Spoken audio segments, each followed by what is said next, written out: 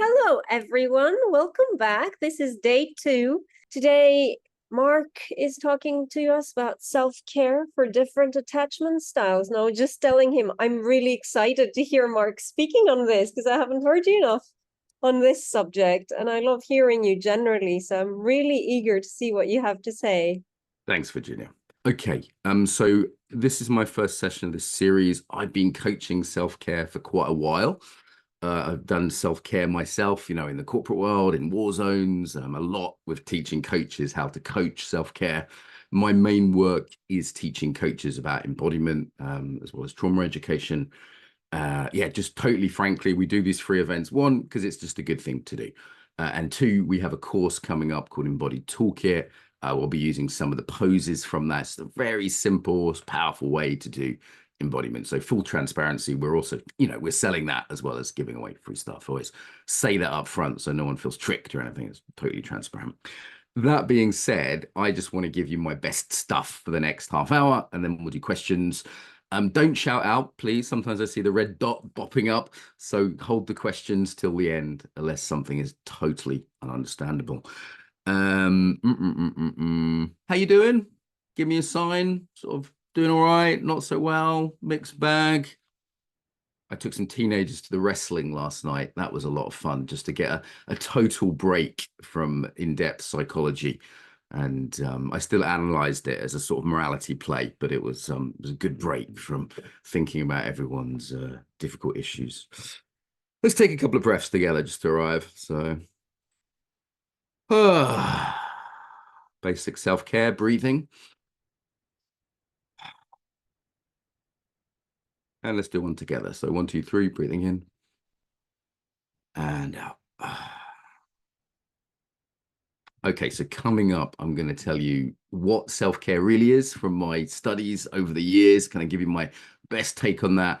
And we're also going to have a look at attachment styles. This is a popular topic. I'm just exploring that myself for the last couple of years. So don't expect it to be like definitive. It's going to be much more of an exploration. What is self-care really? Actually, why are you here, first of all? In a sentence or less in the chat. Why are you here? What do you want? Before I get into what self-care really is and there's going to be puppies later as well. I promise you puppies. There will be puppies. So if you're having a tough life, then don't worry. Puppies are on the way. What do you want? What do you want? Just keep it brief in the chat. Embodied angle and attachment styles. Yeah, we can have a play with that in kind of a fun way. Yeah. Yeah. Some people saying they're very bad at self-care. Let's start with whether that's true or not. Did everyone manage to take a breath? Okay. And were you doing that before I even said? So your body is naturally keeping you alive. Yeah. So you're actually wired for self-care. So you might have some improvements to do, of course, me included. We're not educated in this stuff in school, so why not? But no one's terrible at it. Like, have you washed in the last week? Have you eaten something in the last week? We're actually all doing self-care all the time. So we're refining our self-care. I think that's a better frame than, oh, I can't do it, I'm rubbish at it. So we are refining a very natural skill. Let me set it up that way. Often a lot of what you do for self-care, you might not sort of count in that way. Like, oh, I'm brushing my hair, that doesn't count. But if I were to brush a old person's hair or a child's hair, that would be caring, wouldn't it? So what have you done already today that's caring? Well, I went for a walk, maybe I ate some breakfast. And you go, oh, I didn't think of it that way. Right, because we're not really taught to see the world in these terms. Exercise, meditation, food. Sounds like a good start today, Vidyadasa. Vidyadasa is one of the main trainers for what we used to call Embodied Toolkit. Now we call ETK. Sorry, I used to call Embodied Yoga Principles. Now we call Embodied Toolkit. I'm still waking up. Yeah. Had a drink. A couple of bottles of vodka, Patricia. Yeah. Floppy yoga, yes. Helen's also part of the crew and does some excellent floppy yoga. Her and Vidyadasa. If you want to do some embodied informed yoga, these two people are good people to know. Cancel another appointment to be here. Well done. Yeah. So self-care is about appointment settings. I'm going to come to that actually. All right. So I'm going to ask the question like, what is self-care really? I'm ahead of myself. So what is self-care really? Often we're given this idea that self-care is like, bubble baths or getting a massage. And I mean, I did actually have a bubble bath last night, so I'm not against bubble baths. And I did go to a spa for my birthday. My girlfriend took me to a very fancy spa in Italy, but these aren't the main part of it. So, what do you think it is really in one or two words? Like, what is it really? This is nice. I'm not against. She's probably Italian, actually, wearing sunglasses in the bath. That's what do you think self-care is really? If it's not just the bubble baths and the massages, these are sort of cliches, aren't they? What is it really? Let's get a bit deeper into it. Mark's brilliant. Vish does my social media. Hi, Vish. Nice to see you. Fill your own cup. I like it. It's a metaphor, but what does that mean? Being your own loving parent. We're going to do a bit of that today. Tending to your own needs, listening to yourself. This is all good. This is all good. Tell you what, let's get the body involved. So, basic self-care pose. Give yourself a hug. This is toolkit pose number 1 for this little series. You can kind of put your knees and your feet together if that feels comfortable. Close your eyes if you want, round your back. Just so we're not doing narcissism pose. This is narcissism pose because I'm worth it. Yeah, so kind of come in. Sometimes it's quite good to have that distinction because some people worry that they're being narcissistic with self-care. So forget everyone do their best L'Oreal pose just for a minute. Like, I'm so beautiful because I'm worth it. I will have the spa. And then go into genuine self-care. Sometimes these body learn through contrasts rather than logic. Wendy used to say that. And ask yourself, what is self-care for me? Because that's what really matters here, right? And when the reason we need embodiment is if we just ask that cognitively, we're asking it habitually, maybe from a not self-caring position. So we need to get into or at least encourage a self-caring position. That can just be a touch here if this is awkward physically. If we encourage a self-caring embodiment, you can't force it, but you can encourage it. And then ask yourself as an inquiry, what is self-care for me really? It might not be the things people tend to say.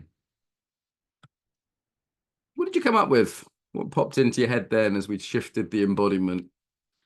Because if I'm coming from my pushing, driving, got to do everything, oh, I'm not good enough, I've got to make up for it, or, collapsed point of view, or, any of those embodiments, it's probably not going to be a great answer, is it? If I'm in my sort of pushing mode, it might be, I've got to do more. Yeah. Got to be the best at self-care. So my neurosis is answering the question. Yeah, so some of this is quite subtle. Some of this is very practical, like spending time with my dog. There's going to be Dogs Journey coming up.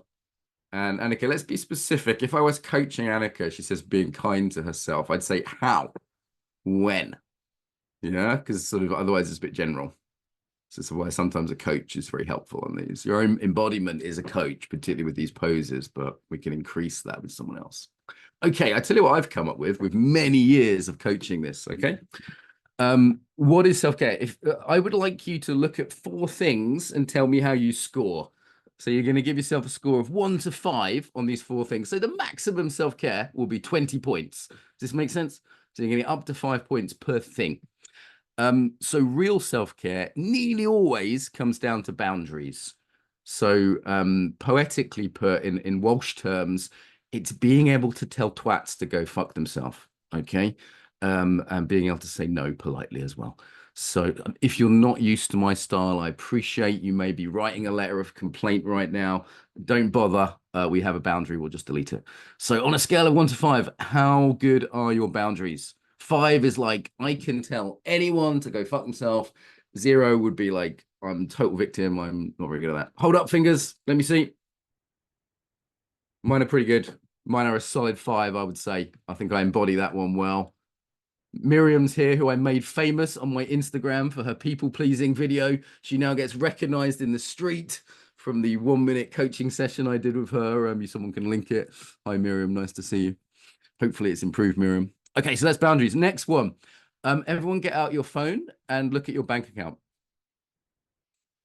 Financial self-care. Nobody talks about this. How you orientate to money. Now, of course, if you're, in Sudan and you're a mother of 7 children, you're not going to have, likely to have £1 million in there. We're subject to the economic system we're in, the government we're under, the luck we have. That's all true. but we're also not total victims. So we're not taking a sort of victim-y socialist position, but we're not taking an evil neoliberal position either and saying it's pull yourself up by your bootstraps. Middle position is I'm somewhat responsible for my financial well-being. Yeah. So out of 5, how would you rate your financial self-care? No one ever talks about this. You can't afford the massage unless you do this. Yeah. I did a workshop on money and ethical marketing on Saturday, and so many people, it's how they relate to money is a form of self-abuse. Makes sense? Is how you relate. Nod loudly if how you relate to money is a form of self-abuse. And that could be being too stingy, could be under-earning, could be spending it all, over-giving. There's lots of ways you can do that. This is quite big. You still breathing? Some of you just had the biggest light bulb of your life and you just need to go off for a walk and call your mum and have therapy. All right. So if you're there already, great. We'll see you later. Next one, your diary. If you really want to abuse yourself, overfill your diary. Anyone do that? Yeah, like people talk about their self-care, but I say, where in your diary? Like, I want to be kind to myself. I'm like, great, show me that in your diary. Yeah, like if I don't know how much confidential stuff there is here. I'm going to the gym today. I have an hour and a half lunch break. I'm interviewing Ken Wilber, which is work, but it's also something I really enjoy. Yeah. So like there's big gaps in my schedule. The red stuff is like me teaching, right? I'm not going to show you my entire diary, but I'm glad it didn't say like threesome with a midget and a donkey or something on there, Virginia. I didn't actually check that before. I think it was pretty legit this week. Okay, so if you looked at your diary, 0 out of 5 would be like really self-abusive, it's overly loaded, or there's no fun stuff. 5 would be beautifully taking care of myself. And that includes, work and kids and finances, the realistic situations you're in. I think I'm probably a 4 now. I'm not a 5. So I think I just lost a point on this one. Okay. Next one. Oh, let's stop sharing that. Your house. How's your environment? Look around. Is it beautiful? Is it ordered? Again, according to the situation you're in. I've been in some quite poor people's houses in Africa, for example, who still had a very beautiful inner house. So this isn't really about money, this one. So I can tell your self-care by your environment. Is it chaotic? Is it dirty? Sometimes it's little things like there's a thing in my kitchen I haven't fixed and it's annoying me for about 2 weeks now. Yeah. So I'm going to give myself like a 3 or 4 on this one. Okay. So what did you score out of 20? I think I got like 17 myself. What did you get out of 20? This is the real shit. It's not, oh, I get a massage once a week. I mean, that's in there. It's not, oh, I meditate for 10 minutes a day. Great, do that stuff. Do all the somatic practices. I recommend it. I did a yoga class yesterday. I recommend it. But it's a bit more than that. You can't abuse yourself financially, relationally, which we're coming to. That's the attachment stuff. Yeah. Environmentally and temporally. God, big word for a Monday morning. Go, Mark. You can't abuse yourself in those 4 ways and then expect that one yoga class to fix the problem. Just making sense? Is anyone using this as an excuse to whip themselves? Don't do that. It's kinky. I'm not into it. Stop it. So this isn't an excuse to go, I'm so bad at self-care. I'm so abusive to myself. No one's a 0. No one's more than me. Come on. Some of you have got some work to do. I would recommend picking one of these 4 areas because trying to do all 4 at once is a bit of a mission. Yeah. So why do people self-abuse? If you ask yourself with your self-care pose, once again, let's ask ourselves once again. How do I self-abuse? It's quite a full-on question, so feel free not to do it if you're not in the mood. How do I self-abuse? Is it one of these areas, or maybe it's food or something else, right? Sleep. How do I self-abuse? You come up with any answers you want to share, feel free to stick them in the chat. Obviously, we're going quite quick. This is a public thing. It's not like when I do one-to-one work. There's a lot more space and care in that. Deliberately moving this quite quick, so I don't want to go too hardcore for you guys. These poses can bring up things quite quickly, though, so do take care of yourself over this. Yeah. All right. Why do we self-abuse? It's not because we're stupid. I assume you're relatively intelligent. It's because we have habits, we have embodied patterns. So let's say we have a pose called pushing pose. Maybe Helen could quickly demo this. Maybe you've developed this pattern of pushing. Can we highlight her, Virginia? Can you show it from the side, Helen? And you're in that embodiment of push, push, push. Gotta do more, more, more. Maybe you're in warrior mode. Another one of our poses. Can we have a bit of warrior mode, Helen? You're in that warrior mode, and that could be really good. So for some people that need better boundaries, maybe some of the anxious attachment people, this might be really good. But others of you are overdoing it. You've just developed this as a habit. You're not literally standing that way, but you've got that mode of overdoing it. Some of you are a bit too, yes, a bit too open. Sorry, Helen, for making you a dancing monkey today. You're a bit too agreeable. Often anxious attachment people have this, and they become a bit of a pushover even. It's a bit sort of like collapsed in it. Yeah. So I don't know which of these you're in. So if I give you any embodiment advice, it could be the wrong advice, right? You could be over boundaried. So can we have a no pose, like doing too much of this? Yeah, sometimes the avoidant people have this. They're a bit over boundaried. Or you could be a bit under boundaried. You could be just a bit weak with your no, a bit not great with your no. That's the passive aggressive version. Give me the nice version. Like, oh no, but no, give me the no, but yes, because I love you and please love me, because otherwise it's existentially threatening. Do you see what I mean? Thank you. Give Helen a round of applause. She did great. Okay, so what we're really finding out here is in terms of self-care, yes, it's habits, it's embodiment, but it's also intercare. So one of the problems I have with Western psychology generally, a lot of it comes from America, which is a highly individualized culture. It really, in human history, actually, it's maybe the most individual focused culture ever in human history. So it's quite extreme as a culture, and it doesn't really understand that we're inter-resilient.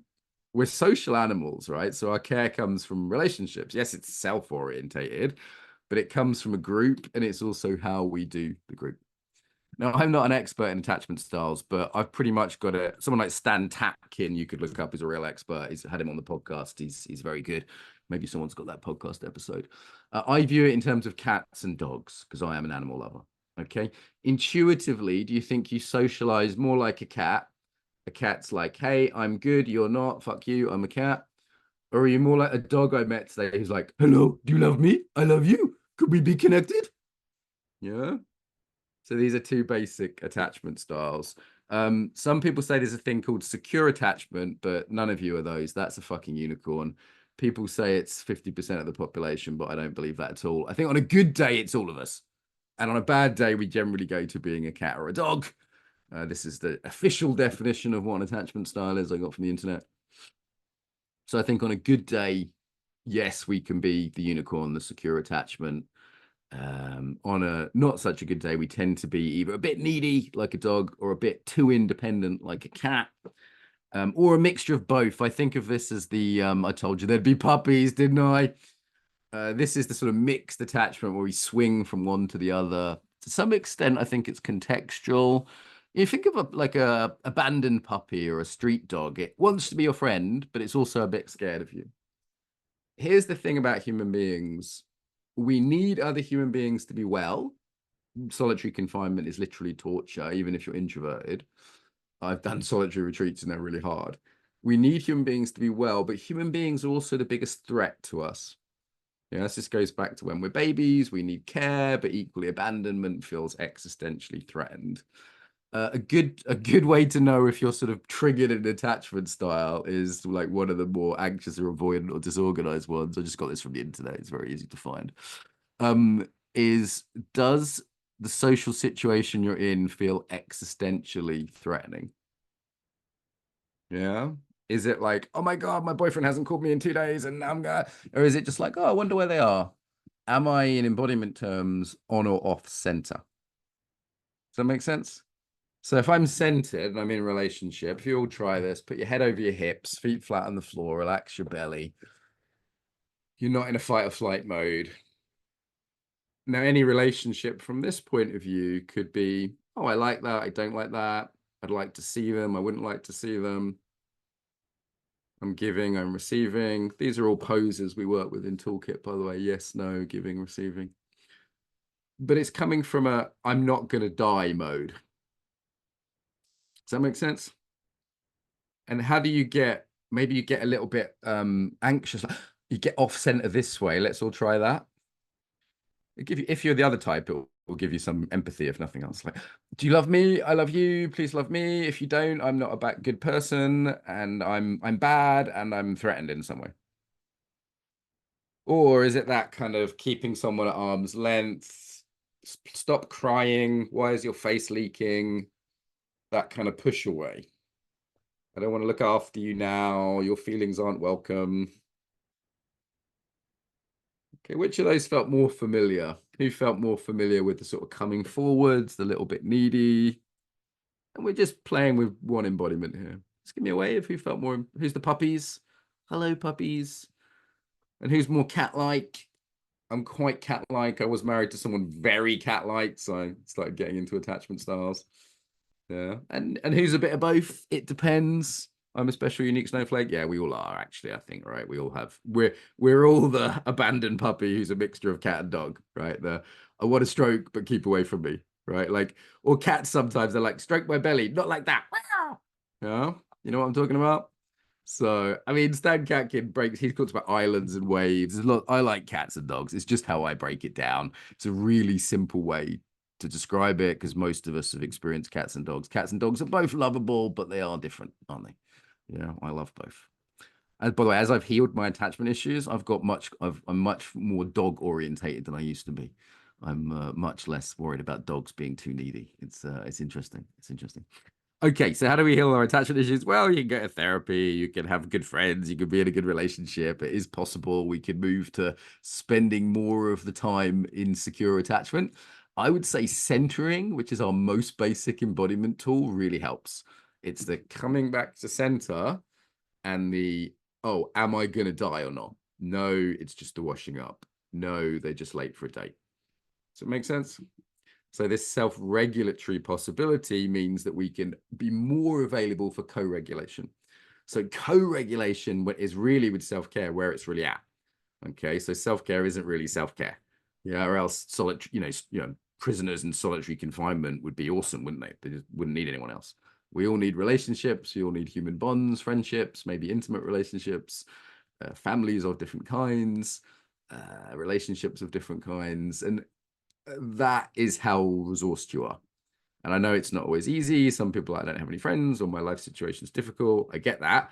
But if you're not able to make attachments, if you're not able to have, like I have a really good secure attachment, I would say, with Helen, okay, and Virginia, who hosts my calls, and we're very caring and supportive. And if I'm having a bad day, they're there hosting me in the background. Or my friend Vidyadasa, who teaches Embodied Toolkit, who I meditated with this morning and I've known for many years. And if I'm not able to have relationships like those, and even with my students, right? It's like they're not there to emotionally meet my needs because they're my students. But if I'm not capable of the embodiment of secure attachment, at least sometimes my students would find it very difficult. It would be very difficult. Yeah, as a coach, I'd be always trying to get my needs met with my clients, or I'd be like, stop crying, I don't like it, I can't handle it. And I still have a bit of those two things because I'm human, but not so much that it's impossible for me to be a good coach. I imagine this applies to parents too. Does it make sense, people? All right. So what does Embodied Toolkit help? Well, we practice the things we need. So boundaries. This is a classic one. Let's do boundaries. We could do yes and no. Helen, would you be my demo model? If you want to learn something, I recommend practicing along with Helen. I'll talk you through. So boundaries, no pose. So rather than just theoretically learn boundaries, actually finding the embodiment of no. So Helen comes into the full pose with one hand in front of the heart. If it's too difficult for you, you could have the fist hand on the heart instead. So you could try the softer version, Helen. For those with anxious attachment, that might feel, so I love you and no, please love me and still no. That's the sort of softer version. And does it feel secure? Does it feel firm, like you were doing a push-up? Fingers together, hand in front of the heart. Obviously, if this was a class, I'd be able to correct a lot of you a lot more. I don't think I'm spotlighted, am I, Virginia? Thank you.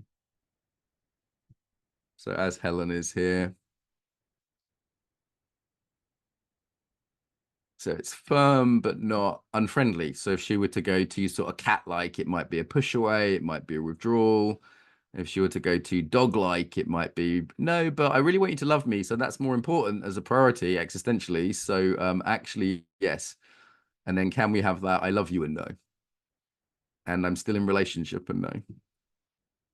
Which the anxious people is really important to, right? And it's really important that it's firm, or the avoidant people won't like it.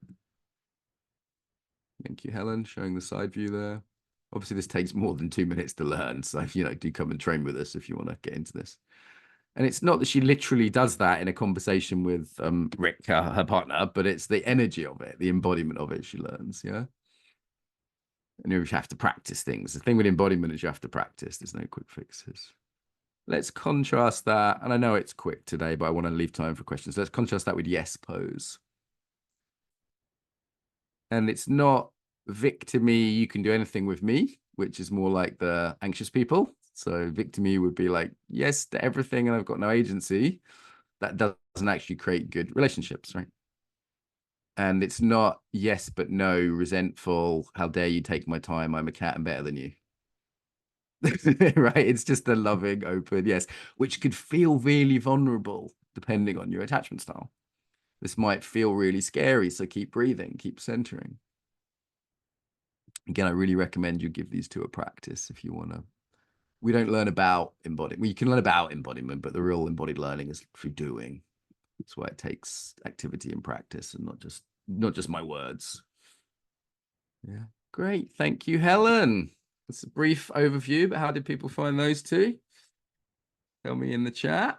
If you want to see lots and lots of toolkit poses done as a coach, my 1 minute coaching series on Instagram, Facebook, and YouTube is really popular. Like we literally made poor Miriam famous by getting like, was it nearly 2 million views on her one on people pleasing.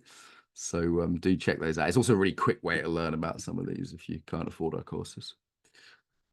Okay. How was that? Let's get some feedback from you guys. Obviously, just a little taster. There's loads more issues relevant for this. Like, for example, avoidant people tend to be too judgmental, and we've got a pose for that. Yeah, we can have a look at that. Anxious people tend to get very attached to things, and we've got a letting go pose. So we've got a pose for that. So rather than just saying, well, I shouldn't be anxious and attached, and I'm so clingy and attached, you can physically do something. Yeah.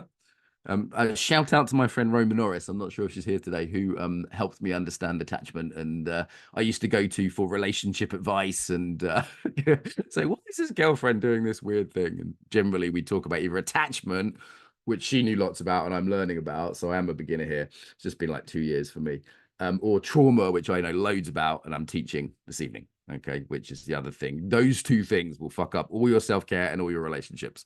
Yeah, so you need to, I'd say the minimum to have a good relationship and good self-care is to learn a bit about those two. Minimum, just a little bit. You don't need to become a therapist. God forbid. Thanks, Vish. Yes. Okay. So, what are your takeaways from this session? What is real self-care? If someone says self-care, that's like bubble baths and yoga and stuff, right? You can say, yeah. And what might be more important? Obviously, it depends on the individual than self-care and bubble baths. How you spend your time, who you let in your life. Yeah. It's the subtle embodiment of how you treat yourself subtly. Like when we do self-care pose, the attachment style is almost I'm giving that child that's scared that no one will love them a hug.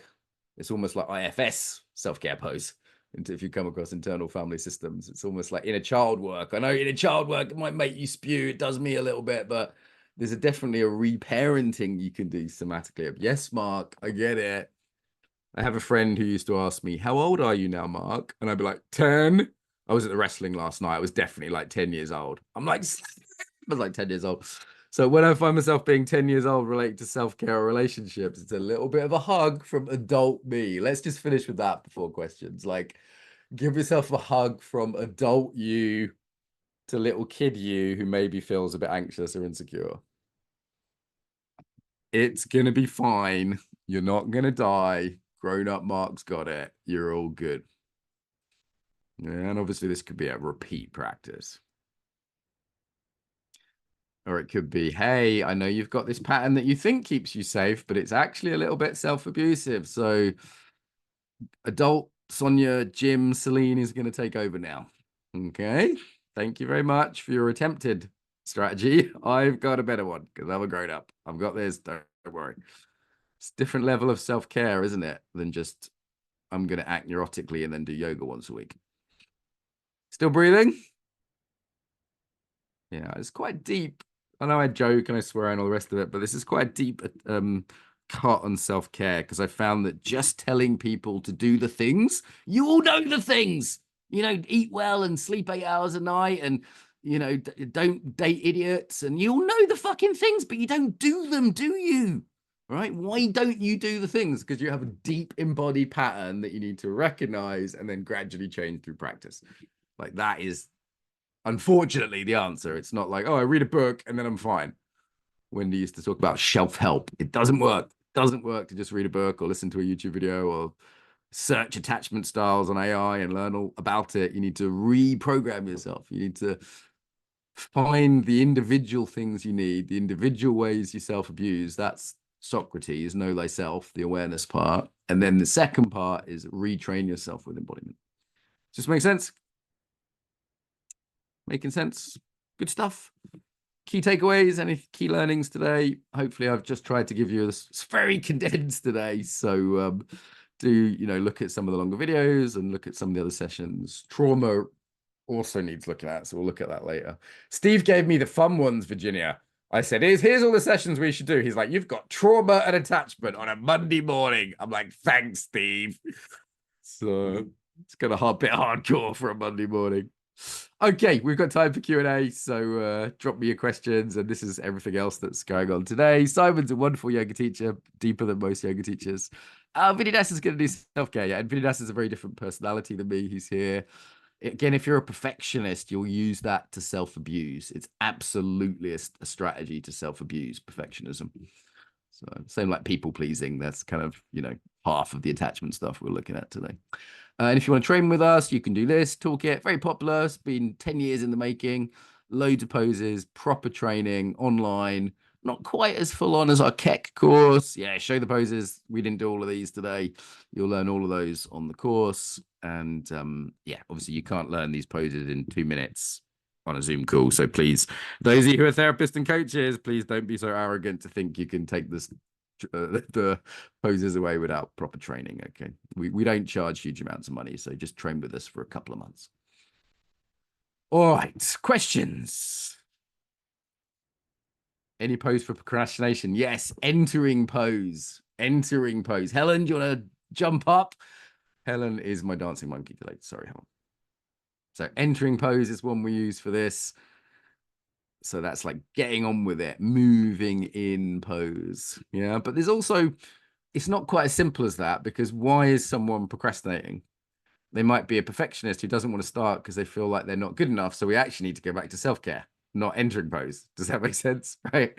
So this is where you need to be a bit more skillful in this, because it's not like I have this problem, therefore this pose, right? Like I've been thinking for like a week now about what poses to do for attachment styles. And it's like, well, all of them really. It depends exactly on the issue, right? So good. Thank you. Good question. Thank you, Helen. And I suppose, Mark, that's the difference with the training, because once you're getting deeper and deeper over a series of weeks, stuff is coming up that you weren't exactly consciously aware of with each thing. Yeah, let's say someone overbooks their diary, right? So who does that? That's something I used to do a lot. I've got a lot better at. In fact, I've got an hour and a half lunch break today. It's like, wow. Yeah. Because I'm teaching, so I'm working late. So I thought, you know what, let's make that space. Why am I overbooking my diary, or used to? Well, is it because I don't want to feel something, so I'm moving really quick to not feel? Is it that I think I'm basically not good enough as a person unless I achieve lots, and there's some sort of hole I'm trying to fill? Yeah.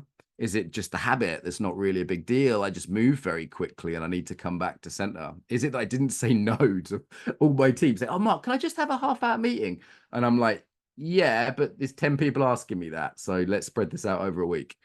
Yeah. So that's a boundaries thing, isn't it? That could fill my diary up.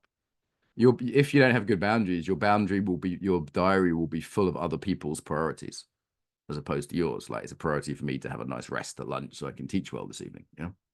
So you see what I mean? So like something that looks like, oh, my diary's full. What, but why? Okay, the same with, saying no. Yes, it might be, oh, I need to learn no pose. Great place to start. But actually, why are you not saying no? Maybe there's a insecure attachment issue and it's all about self-care and need to go a bit deeper. Does this make sense?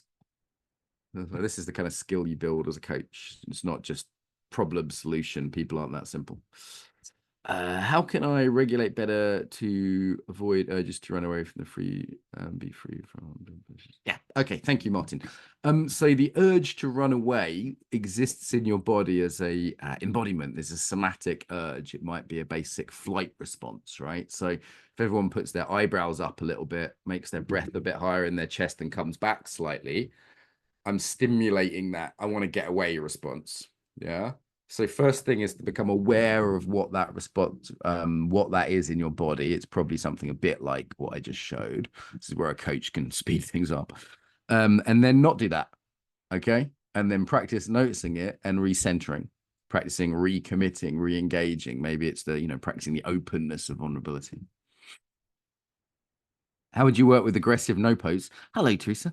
Very common in the ex-communist countries. First thing I do is I'd contrast a passive. I do what's called distinction coaching. I'd contrast an aggressive versus a passive boundary so people could get that difference and then calibrate the scale between the two. It's kind of what Helen was showing earlier, right? Like the overly nice, not really boundary, and then the overly aggressive, no, but fuck you, and then feeling the difference between those two and then finding a midpoint. Yeah. Great. Thank you. I think I miss any questions. How many hours of self-care do you try and do each day? 24. Okay, maybe send me that quote, Helen. Text me that. Yeah. So what do I mean by that? I don't mean that I'm doing 24 hours of yoga and meditation. That would be silly, right? But at no point in my day do I want to be abusive to myself. At no point. So when I'm interviewing Ken Wilber for the podcast later, I want to be doing that in a resourced place. So I need to have rested at lunch. I want my lunch to be self-caring, which is going to be a big fucking 300-gram veal steak. I've got it planned already after the gym. Okay, when I'm in the gym today, that is self-care. But have you seen people abuse themselves in the gym?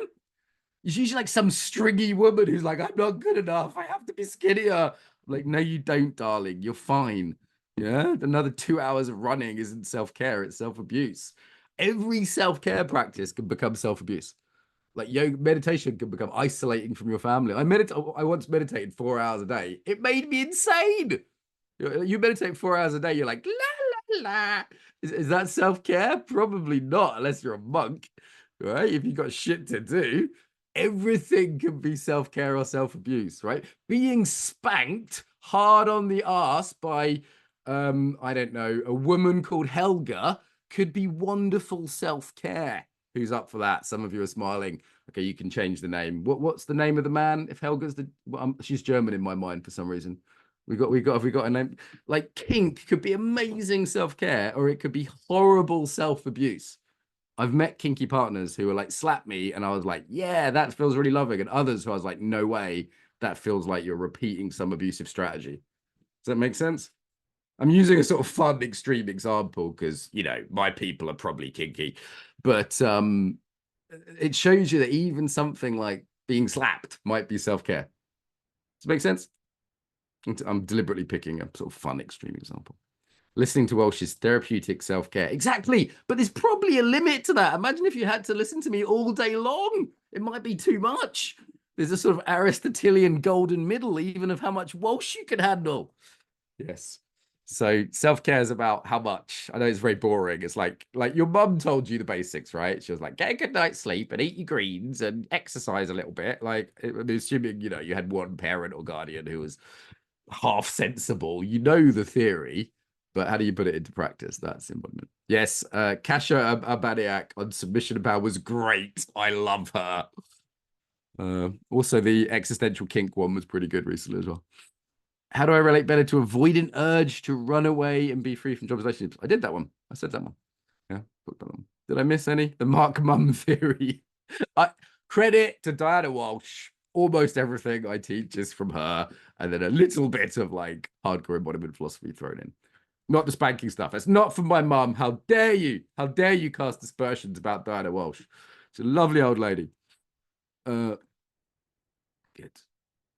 I learned how not to self-care from my dad. There's the good news, by the way. If you had a really bad parent, my dad wasn't a bad parent, but he was bad in some ways. They've modeled for you what not to do. So anyway, you win. Does that make sense? Okay. So has everyone got at least 2 good or bad role models? Maybe uncles and aunts. Toolkit dates are up. Thank you. Did I miss any questions? Last call. I want to get to the gym. Part of my self-care is the boundary of not being here and answering your questions forever, even though I really want to because it's really fun. So a lot of boundary work is like to yourself, right? It's like, I'm not going to eat that shitty thing. I'm not going to do another 12 sets in the gym and destroy myself. I'm not going to keep answering questions and making jokes forever. Okay, let's finish just with a little touching in on ourselves then. So a little mini self-care pose. Saying well done to yourself for coming to a learning, taking something on. Hopefully you've all got at least one takeaway, even if you didn't like the jokes. And asking yourself what might be self-care and self-abuse in my diary today. Flagging what is self-care is also important, even if it's just like I eat well or I got 8 hours sleep last night. And not giving yourself a hard time about the things that aren't self-care. That's not helpful, is it? You can't hate yourself better. Trust me, I've tried. And sometimes the self-care is just the not pushing or the not collapsing. It's more subtle than all the noisy shouting goes. Maybe there's one pose you want to practice a bit more of in a more kind of spacious, contained way. Let's go relational. So go to gallery view if you're willing to turn your camera on. It's nice to see you. I really enjoy teaching, by the way. So thank you so much. It always gives me a boost to teach. I also like getting paid, so do come to our courses. But yeah, it's fun to teach. So thank you for our hosts, Virginia and Helen, who always co-regulate me up and down respectively with their gorgeousness. So it's nice. Let's give them a bit of love, especially for Helen for jumping around being the 50 years old and a model. Finally, never too late, is it, Helen? Never too late. Thank you, Vish, for all the social media links as well.